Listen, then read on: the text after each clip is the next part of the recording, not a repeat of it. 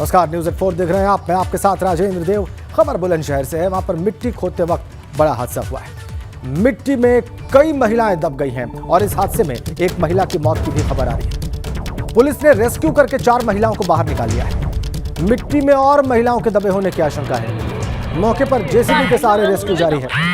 हादसे के बाद आसपास के इलाके में अफरा तफरी फैल गई है। नरसेना थाना इलाके के गजरौला गांव में यह हादसा हुआ है। मौके पर जेसीबी के सहारे रेस्क्यू जारी है। देखिए, लोग मैनुअली भी वहां पर मिट्टी को हटाकर रेस्क्यू कर रहे हैं। मिट्टी खोदते वक्त बड़ा हादसा हुआ है। कई महिलाएं दबी हैं। एक महिला की मौत की भी खबर है। 4 महिलाओं को निकाल लिया गया रेस्क्यू करके। अनुभव शर्मा हमारे बुलंदशहर संवाददाता हमारे साथ जुड़ गए फोन लाइन पर। अनुभव, भी ताजा अपडेट क्या है आपके पास रेस्क्यू से जुड़ा हुआ? जी देखिए, बिल्कुल आपको बता दूं कि जिस तरीके से ये नरसाना थाना क्षेत्र में हादसा हुआ है और एक महिला की इसमें मौत हो गई है, वैसे 4 जो महिला है उनको रेस्क्यू करके अस्पताल पहुंचा दिया गया है, जहां उनकी जो हालत है वो स्थिर बनी हुई है। साथ ही आपको बता दूं कि अभी भी जो रेस्क्यू है वो जारी है, क्योंकि अभी भी आशंका जताई जा रही है कि कुछ महिला या बच्चे अंदर हो सकते हैं। तो लगातार जो रेस्क्यू है वो पुलिस प्रशासन की टीम मौके पर मौजूद है और स्थानीय लोग भी हैं और लगातार रेस्क्यू जारी है। फिलहाल जो महिलाएं निकाली गई हैं उनकी हालत स्थिर बताई जा रही है। आप कह रहे हैं महिलाएं जो निकाली गई हैं, 4 महिलाएं कुल वहां पर दबी थीं। कितनी महिलाओं को निकाला गया है और इसके अलावा क्या है, एक बार आंकड़े बताएं हमारे दर्शकों को। अनुभव जी बिल्कुल, देखिए ये 5 से 7 महिला बताई जा रही हैं जो मट्टी इकट्ठा करने गई थी। जब ये डांग गिरी तो लगभग 5 से 7 महिलाएं थी। अब आपको बता दूं कि लगभग 1 महिला है, उसकी मौत हो चुकी है, जबकि 4 महिलाओं को रेस्क्यू कर निकाला जा चुका है। अभी भी आशंका है कि 1-2 महिला जो अंदर हैं वो मट्टी के नीचे हो सकती हैं, तो उन्हीं की आशंका के आधार पर अभी जो रेस्क्यू है वो चलाया जा रहा है। यह हादसा हुआ कैसे, ये भी हमारे दर्शकों को बताएं अनुभव। जी देखिए, बिल्कुल आपको बता दूं कि जो महिलाएं हैं ये मट्टी इकट्ठा करने जाती हैं, तो सुबह ये आज मट्टी इकट्ठा करने गई थी और जो मट्टी है उसको नीचे मट्टी के नीचे खोद रही थी। तो ऊपर जो मट्टी की बहुत बड़ा एक गुफा टाइप बन गई थी, तो जैसे ही इन्होंने और मट्टी खोदनी चाहिए तो वो ऊपर से पूरा जो भूस्खलन है वो हो गया और ये उसके महिलाएं उसके नीचे दब गई। ठीक है अनुभव, शुक्रिया आपका इन तमाम जानकारियों के लिए।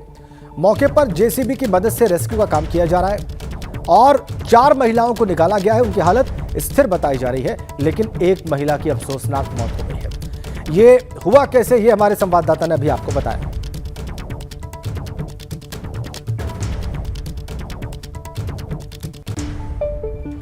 एक और बड़ी अपडेट, बीजेपी के राष्ट्रीय अध्यक्ष जेपी नड्डा ने सीएम धामी से बात की। उत्तराखंड के मुख्यमंत्री पुष्कर सिंह धामी से उन्होंने फोन पर बात की। जेपी नड्डा ने जोशीमठ के बारे में मुख्यमंत्री से जानकारी ली है।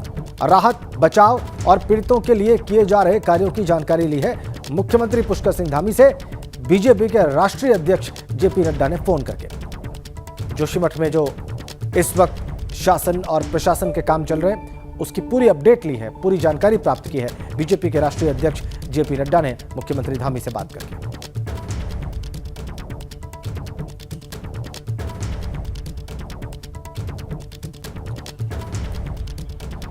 अविनाश तिवारी फोन लाइन पर है हमारे संवाददाता, उनके पास ज्यादा जानकारियां हैं। अविनाश, बताएं आपके पास क्या सूचना है?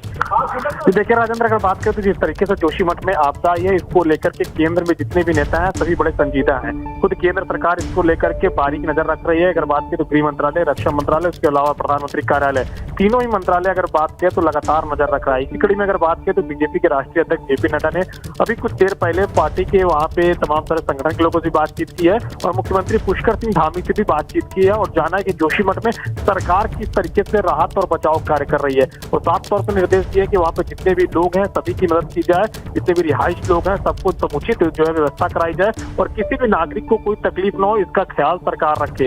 इसी कड़ी में अगर बात करें तो खुद आज मुख्यमंत्री पुष्कर सिंह धामी जोशीमठ में रात्रि प्रवास करने वाले हैं और वहां तमाम सारे कार्यों को देखेंगे, क्योंकि इस तरीके से वहां पे आज से बर्फबारी और बारिश शुरू हो गई, उसको लेकर के काफी चिंता जाहिर की जा रही है। और दिल्ली में भी अगर बात करें तो पार्टी के तमाम सारे जो संगठन के लोग हैं वो भी चिंतित हैं और सरकार में भी बात करें तो जितने भी पदाधिकारी हैं, सरकार में जितने भी मंत्री हैं, अधिकारी हैं, वो भी इस बात को लेकर के चिंतित है कि किस तरीके से वहां पे जो हालात है उसको जल्द से जल्द ठीक किया जाए, जिससे कि जो लोग हैं उनको राहत मिल सके और जो लोग वहां पे रह रहे हैं उनको कहीं ना कहीं सहूलियत हो सके।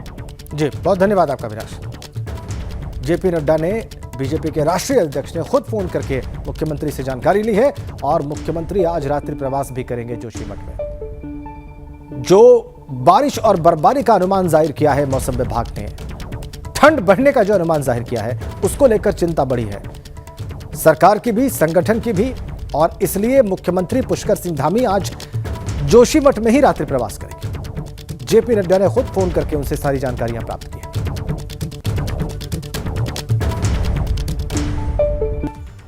सीएम धामी के सचिव आर मीनाक्षी सुंदरम का बयान भी सामने आया है। मुआवजे के लिए एडवांस में 1 लाख रुपए दिए गए हैं, ये आर मीनाक्षी सुंदरम का कहना है। प्रभावितों को 50,000 शिफ्टिंग के लिए दिए गए हैं और मूल्यांकन के बाद पूरा मुआवजा देंगे। अंतिम मुआवजे पर बाद में फैसला होगा। बद्रीनाथ की तर्ज पर मुआवजा नहीं दिया जा सकता।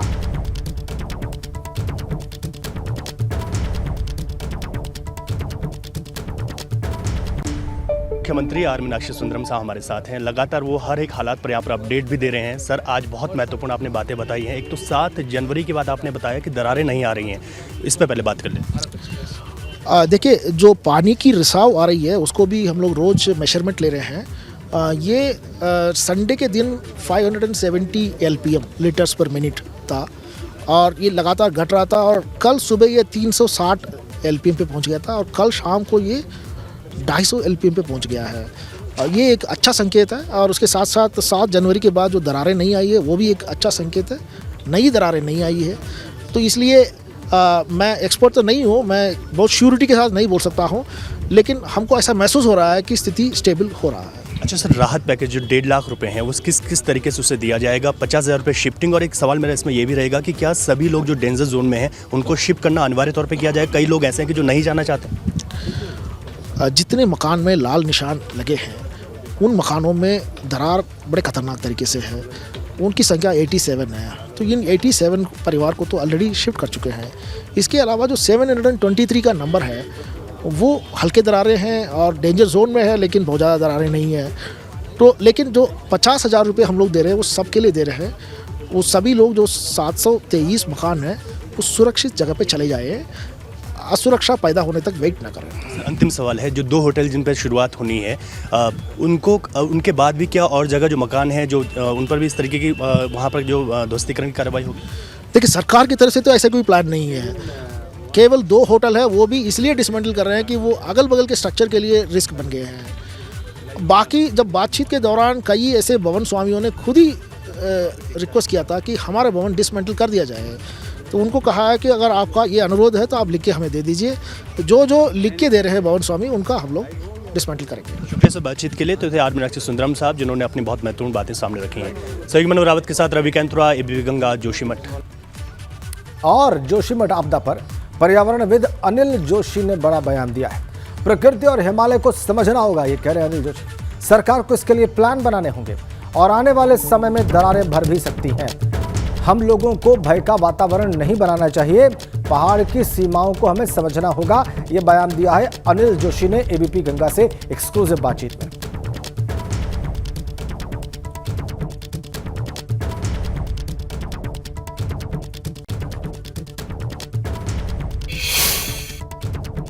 क्या लगता है आपको, ये जो स्थिति यहाँ पर पैदा हुई है, क्या वजह आप इसके मानते हैं? देखिए, पहली बात तो हमको ये समय आ चुका है कि प्रकृति और हिमालय दोनों को समझे, और जोशीमठ की जो घटना है वो एक उदाहरण भी है हम सबके लिए, आने वाले समय के लिए रणनीति बनाने के लिए। अब जोशीमठ में जो कुछ भी धसाव हुआ है, अगर आप देखें तो ऐसा नहीं है कि ये खाली जोशीमठ है। कई जगहों में इस तरह की घटनाएं इसलिए भी आती हैं कि पहाड़ की जो संरचना है वो एक तरह से मलबे पर बसा है, पूरा हिमालय, और इसमें एक तरह की पोरोसिटी भी होती है। अगर हमारी बसावट में कहीं कमी है, अति भार है, तो वो बियरिंग कैपेसिटी इसको अंग्रेजी में कहते हैं, अगर वो बढ़ती है तो उससे एक असर पड़ता है। दूसरा, नदी हमेशा टो काटती है। जहाँ जहाँ पहाड़ों में नदियाँ हैं वो किसी ना किसी दर में नदी की टो काटेगी और किसी न किसी स्तर का छोटा मोटा उसमें धसाव बना रहता है। मैं एक छोटा उदाहरण दे दूं, अड़मठ यहाँ से 9 किलोमीटर का एक क्षेत्र है। मैं 25 साल पहले मैंने स्वयं वहाँ धसाव देखा है, और वो धसाव आज उस रूप में नहीं है जो पहले था। क्यों? क्योंकि कुछ प्रयोग ऐसे भी किए गए कि वो धसाव रुके। कारण ये है कि हम एक बात समझ लेनी चाहिए कि प्रकृति के अंदर अगर यह संकेत और चिंता बताने का ये रास्ता है तो वो एक बहुत बड़ी हीलर भी होती है। क्योंकि आज जो भी घटनाएं यहाँ पे हुई उसको इस रूप में आप समझिए कि ये जो क्रैक्स है ये बढ़ भी सकते हैं आने वाले समय में, लेकिन ये बात उतनी ही बड़ी सत्य भी है कि ये कल क्रैक खत्म भी होंगे। वो इसलिए हो जाएंगे कि प्रकृति का अपने एक मैकेनिज्म, हीलिंग मैकेनिज्म। या बड़ी बात बोल रहे हैं, क्योंकि मैं लोगों से बात कर रहा था तो कोई शंकाएं लोगों को कि पता नहीं क्या हो जाएगा, जोशीमठ को पूरा शिफ्ट करना पड़ेगा। लोगों में ऐसी शंकाएं हैं, क्या कहना है इस पर आप? मैं देखिए अभी पूरा बाजार भी घूम रहा हूँ, ऐसा है कि भय तो होना ही है, स्वाभाविक बात है, क्योंकि जिस तरह के क्रैक्स आए हैं, मकान टूटे और गिरे हैं। लेकिन मेरा ये मानना इसमें ठोस रूप में ये है कि हमें एक भय का वातावरण इसलिए ही नहीं करना चाहिए कि हमारा पूरा पहाड़, पूरा हिमालय के संदर्भ में शायद हमें ये समझ देने के लिए जोशीमठ इशारा कर रहा है कि इसकी सीमाएं क्या होनी चाहिए। हम जब भी कोई कार्य करें, विकास करें, वो चाहे कोई भी तरह की योजनाएं हो, वो सड़क बन रही हो या अन्य कोई भी प्रोजेक्ट हो, उनके अंदर जिस तरह से एग्रेसिवनेस होती है उसको धीमी गति से होना चाहिए, पहाड़ की शैली को समझते हुए होना चाहिए। मुझे लगता है कि हमने जब उत्तराखंड राज्य बनाया था तो हमने निश्चित रूप से विकास के लिए भी तो बनाया था, वरना तो हम नहीं क्यों राज्य मांगे। पर शैली क्या हो, अभी सवाल प्रोसेस का है, डेवलपमेंट का नहीं है। डेवलपमेंट प्रोसेस क्या होनी चाहिए, उस पर बातचीत और बहस होनी। ये बड़ी बात आपने कही कि विकास हो, लेकिन किस तरीके से हो, उस तरीके पर बात होनी चाहिए। लेकिन एक और बड़ी बात आप ये कह रहे हैं कि दरारें भर भी सकती हैं, कि ऐसी स्थिति भी हो सकती है? निश्चित रूप से देखिए, ये तो ऊपर से जब लोड पड़ेगा तो लोड पड़ने के कारण नीचे अगर कटाव है तो नीचे जाएगा, ऊपर वाला नीचे आएगा। ये सब चीजें प्रकृति की अपनी एक कई तरह की क्षमताएं होती हैं और प्रकृति के अंतर उस विज्ञान को कोई समझता भी नहीं है। मैं भी जितना बोल रहा हूं उन अनुभवों के आधार पर बोल रहा हूं जो मैंने पढ़ा लिखा, लेकिन ये भी तय है कि आने वाले समय में ये भी संभव है जिस बात को मैं कहने जा रहा हूं। तो अभी जो बड़ी आवश्यकता है, जो विशेषज्ञों को भी समझना चाहिए कि प्रकृति के विज्ञान को समझे और प्रकृति के विज्ञान और हिमालय के विज्ञान पर आधारित ही हम ये तय करें कि हमारी कंस्ट्रक्शन, इंफ्रास्ट्रक्चर और डेवलपमेंट प्रोजेक्ट की तौर तरीके क्या होने चाहिए। मैं समझता हूं कि अभी जो कोशिशें हैं कि इसे इवैक्यूएट किए जाए, सरकारों को संवेदनशील इस पे होना चाहिए ताकि जो लोग विक्टिम है उसके ऊपर मुझे पता चला है कि कार्य भी हो रहा है। लेकिन अभी जो दूसरी बड़ी आवश्यकता तत्काल पड़ेगी कि आने वाले समय में इस तरह की पुनर्वास वो समझ बनानी पड़ेगी। तो बिल्कुल आपका बहुत बहुत शुक्रिया बीपी गंगा से बात करने के लिए, और बड़ी बातें आपने कही और बहुत सारगर्भित बातें आपने कही। तो डॉक्टर अनिल जोशी जी का कहना है कि घबराने की जरूरत नहीं है। उन्होंने ये कहा कि स्थिति पैदा हुई है, ये स्थिति ठीक भी हो सकती है, लेकिन एक बड़ी बात उन्होंने कही कि विकास हो, लेकिन उस विकास की क्या प्रक्रिया हो, उस प्रोसेस को समझना जरूरी है। ये शासन प्रशासन को भी समझना होगा। जोशीमठ से रोहित सावल। इसी सारे मामले पर उत्तराखंड कांग्रेस अध्यक्ष करण माहरा का बड़ा बयान सामने आया है। वो कह रहे हैं सरकार के धर्म के नाम पर राजनीति कर रही है। 80 करोड़ लोगों की हत्या के केंद्र पर आज खतरा है। मकानों को तोड़ा जा रहा है, मुआवजा नहीं है। कांग्रेस पीड़ित परिवारों के साथ खड़ी है। ये बयान है करण माहरा का।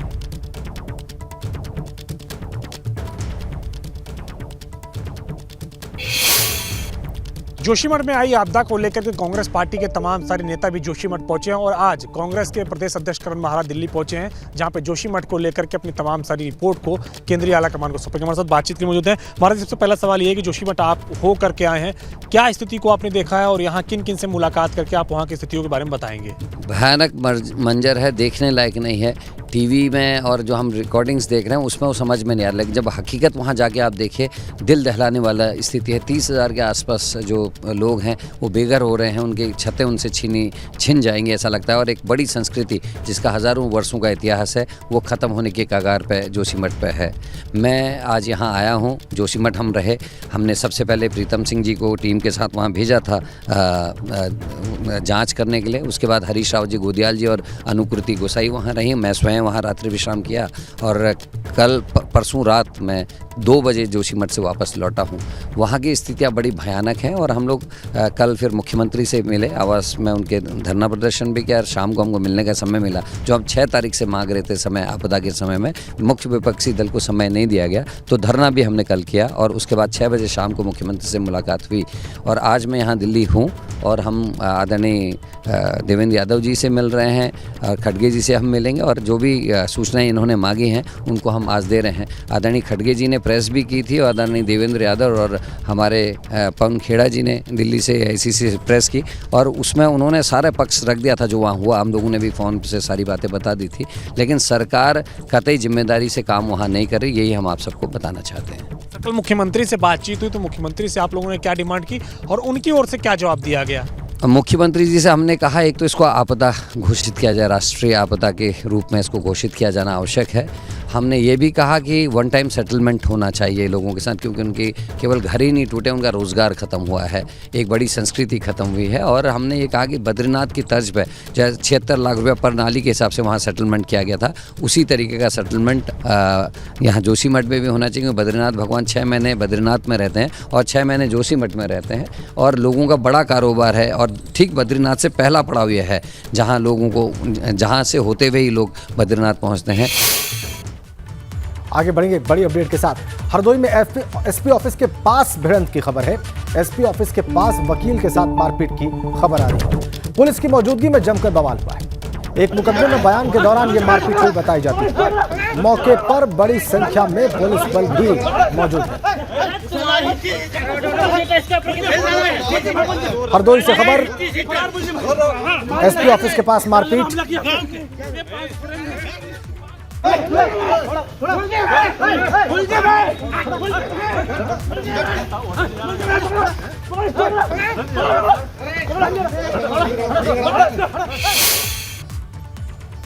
अगर आप दिल्ली NCR में रहते हैं और मेरठ एक्सप्रेसवे, ईस्टर्न एक्सप्रेसवे पर दोपहिया और तिपहिया वाहन से सफर करते हैं तो सावधान हो जाएं, नहीं तो आपको 20,000 का चालान भरना पड़ सकता है, क्योंकि इन एक्सप्रेसवे पर दोपहिया और तिपहिया वाहन को पूरी तरह से प्रतिबंधित कर दिया गया है।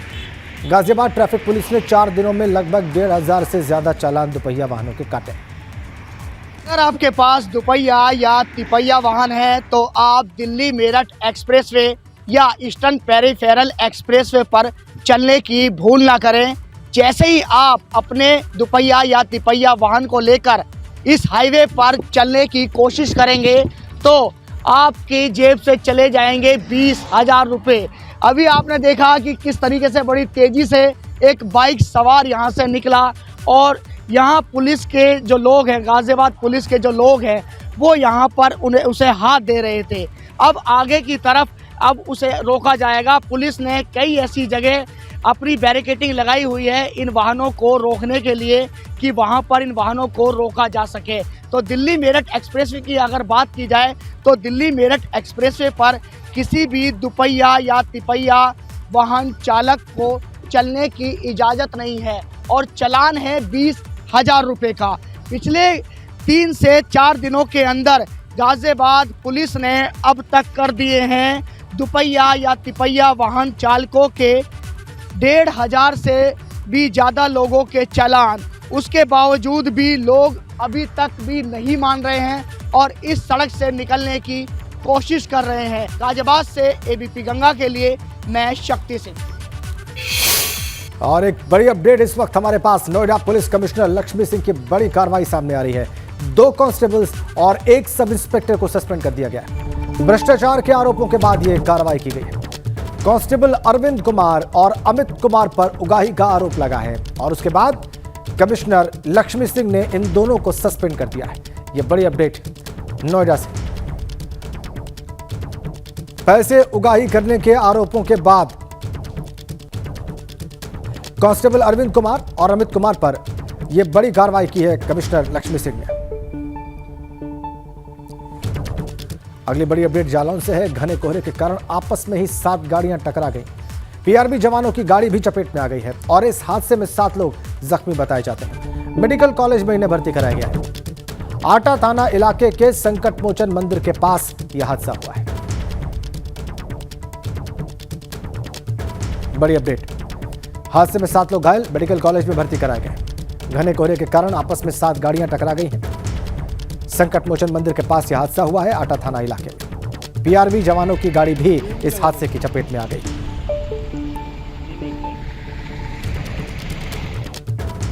जालौन से खबर। एक और बड़ी अपडेट सुल्तानपुर से है। सुल्तानपुर कोर्ट ने आप से राज्यसभा सांसद संजय सिंह और पूर्व विधायक अनूप संडा समेत 6 लोगों को रोड जाम करने के मामले में 3 महीने की सजा सुनाई है। यह बड़ी अपडेट है।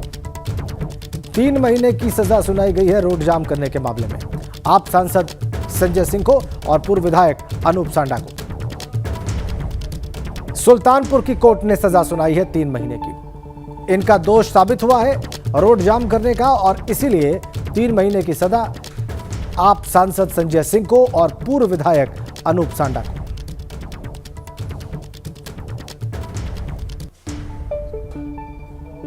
रोड जाम करने का मामला है सुल्तानपुर में। 3 महीने की सजा आप सांसद संजय सिंह को। हमारे संवाददाता नीरज इस वक्त हमारे साथ फोन लाइन पर जुड़ गए। ये कब का मामला है नीरज और क्या हुआ है कोर्ट में आज? सचिन जी बता दें कि ये मामला जो है 2001 का है, जिसमें बिजली को लेकर के सड़क जाम किए हुए थे बाग मंडी के पास जामा मस्जिद गेट के सामने। अनूप संडा और समाजवादी पार्टी के विधायक हैं।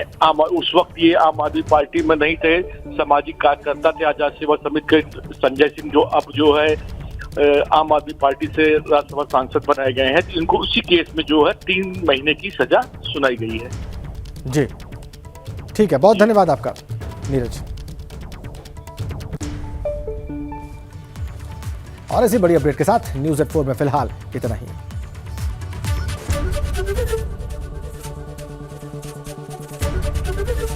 एबीपी गंगा, खबर आपकी, जुबान आपकी।